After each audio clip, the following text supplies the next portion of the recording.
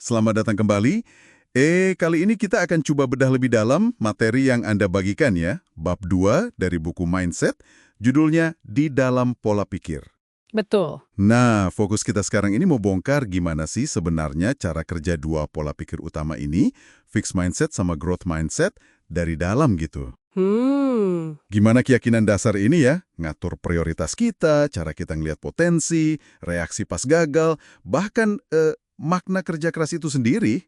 Mari kita bedah bareng. Yang menarik banget di sini tuh gimana ya sebuah keyakinan yang kelihatannya simpel soal diri sendiri, soal kecerdasan atau bakat gitu, ternyata bisa merembet kemana-mana. Iya ya? Hampir ke semua aspek hidup kita. Buku ini menggambarkannya bukan cuma preferensi, tapi udah kayak sistem operasi internal kita lah, lensa buat ngelihat dunia. Oke. Mari kita mulai dari prioritas deh. Bab ini kan jelas banget ngebedain apa yang dicari sama kedua pola pikir ini. Kalau dikasih pilihan nih, sukses gampang plus dapat pujian, atau tantangan berat tapi bisa belajar banyak. Nah, mana yang lebih menarik buat masing-masing? Nah, fixed mindset, menurut buku ini ya, itu haus banget sama validasi. Validasi ya? Iya, butuh banget pengakuan kalau mereka itu pinter, berbakat, pokoknya oke lah. Contohnya gampang di hubungan deh. Pasangan ideal itu yang muji terus, bikin merasa sempurna. Jadi kayak cermin pemuja gitu ya? Bisa dibilang gitu. Ingatkan cerita yang wanita growth mindset nikah sama pria fixed mindset? Dia cerita harus terus-menerus nenangin suaminya kalau ada kritik atau saran sedikit aja. Oh iya, karena dianggap serangan personal ya? Betul. Dianggap serangan ke dirinya yang udah dianggap final, udah jadi. Pokoknya ini soal membuktikan kualitas yang dianggap udah tetap, nggak bisa diubah. Oke. Nah, sebaliknya, kalau growth mindset. Justru mereka lapar tantangan. Bagi mereka, ya disitulah tumbuhnya. Kekurangan itu bukan aib yang harus ditutupi mati-matian. Tapi ya area buat diperbaiki.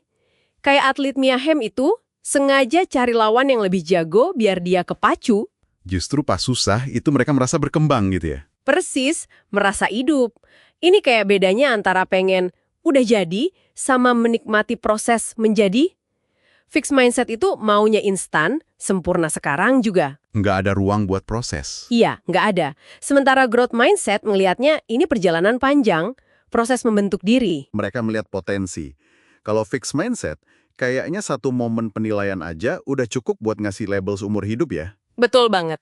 Buku ini kasih contoh Loretta, itu kan, yang dari TK udah merasa diukur potensinya gara-gara satu tes. Atau si Joseph P. Kennedy yang ngerasa bisa nebak masa depan Morton Downey Jr. cuma dari sepatu sama kaos kakinya. Wah, itu agak serem sih ya kalau dipikir-pikir implikasinya. Banget, ini kan bikin tekanan gede banget buat selalu tampil sempurna saat ini juga.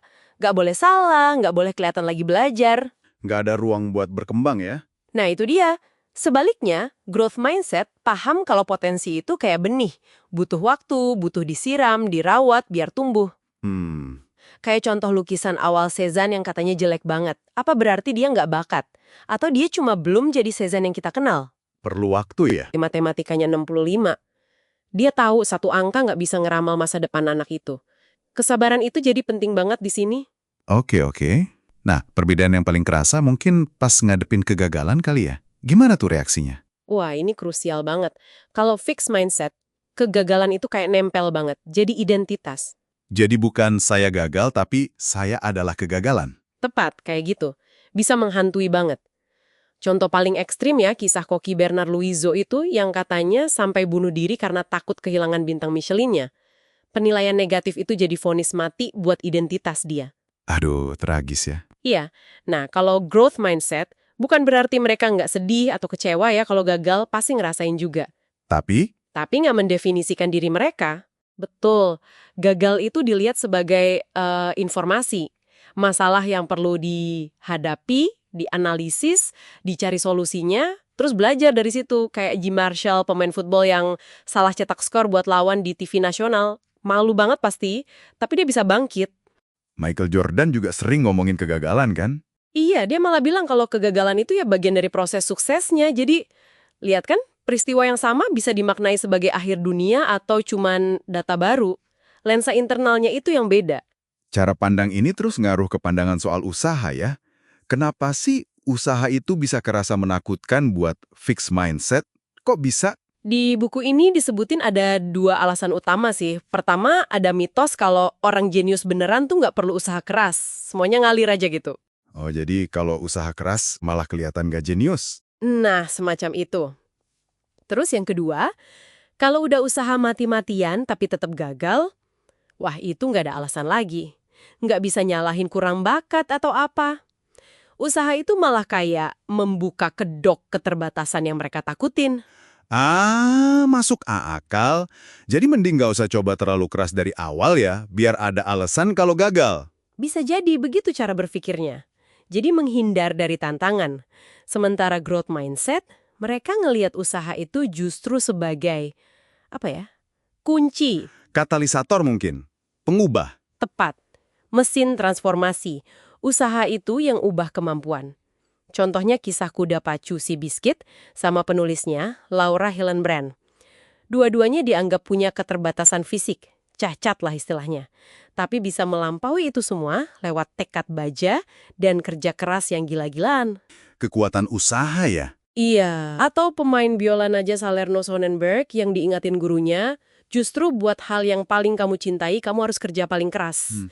Jadi usaha itu bukan tanda lemah, tapi cara ngebuka potensi. Oke. Sebelum kita tutup nih, ada beberapa klarifikasi penting juga ya di bab ini. Misal, apakah kita tuh murni cuma salah satu pola pikir aja? Atau bisa campuran? Oh, jarang banget yang murni. Kebanyakan dari kita itu campuran kok. Dan bisa beda-beda juga di area hidup yang beda. Contohnya? Mungkin Anda ngerasa growth mindset soal karir. Tapi kalau soal seni atau olahraga, ngerasa fixed mindset. Merasa nggak bakat, ya udah nggak bisa diapa-apain. Jadi sadar soal ini penting. Terus, apa growth mindset itu tujuannya selalu jadi nomor satu? Harus ambisius gitu? Nggak juga ternyata. Fokus utamanya itu lebih ke pengembangan diri. Cinta sama proses belajarnya, proses berusahanya. Oh iya. Ya, menariknya, buku ini nunjukin kalau banyak orang growth mindset itu justru nyampe puncak suksesnya tuh kayak efek samping aja. Karena mereka emang suka banget sama apa yang mereka lakuin. Bukan karena ngejar status superior kayak fixed mindset. Jadi motivasinya beda ya? Penguasaan versus pembuktian. Persis, motivasi intinya itu beda banget. Jadi jelas banget ya gimana keyakinan dasar kita tetap atau bertumbuh. Itu ngebentuk cara kita ngelihat dan ngejalanin hidup. Apa yang kita kejar, gimana kita lihat diri sendiri, gimana kita bangkit kalau jatuh, sampai hubungan kita sama kerja keras. Bukan teori doang ini. Iya, bukan sekedar teori psikologi, tapi benar-benar ngaruh ke keseharian Anda. Dan poin kuncinya, ya kesadaran itu. Kalau kita paham 2 program internal ini, kita jadi punya pilihan. Penulisnya kan nekenin, pola pikir itu bukan takdir, bisa diubah, bisa dikembangin. Oke, sebagai penutup nih, ada satu pertanyaan buat Anda renungkan. Mengingat tadi kita bahas potensi itu seringkali butuh waktu dan usaha buat kelihatan, coba pikirin lagi deh, ada nggak sih penilaian atau vonis dari masa lalu Anda, nilai jelek, penolakan, proyek gagal, yang mungkin sekarang perlu Anda lihat lagi pakai kacamata growth mindset?